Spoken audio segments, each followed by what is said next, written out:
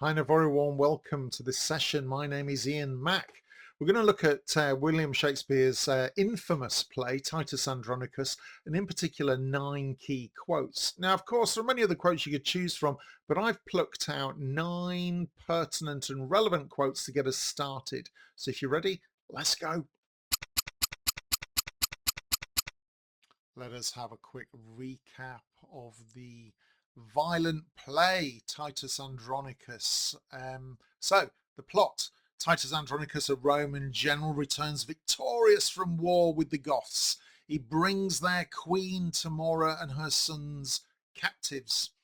In revenge for her son's death, Tamora conspires with her lover Aaron to destroy Titus and his family. Titus's daughter Lavinia is brutally ravished and mutilated. His sons are falsely executed and his family is torn apart. Driven mad with grief, Titus plots revenge. In the bloody climax, he kills Tamora's sons, bakes them in a pie, and serves them to her before killing her. Titus is then killed, followed by Tamora and Aaron's downfall. So the play itself is Shakespeare's most violent tragedy. It explores revenge, cruelty, and the collapse of honour and order. Hail Rome victorious in thy mourning weeds, from Act 1, Scene 1 at the beginning of the play. So the relevance here is that Titus greets Rome after his military success. The line blends triumph with grief, foreshadowing the tragic mix of honour and suffering in this play. Victorious Titus, rue the tears I shed, a mother's tears in passion for her son. Also in Act 1, Scene 1. The relevance, of course, at the beginning of the play is that Tamora pleads for her son's life, but Titus refuses. Her grief plants the seed of her vengeful plot. Sweet mercy is nobility's true badge in Act 1, Scene 2. The relevance is that Tamora uses irony to persuade, though she later shows no mercy herself.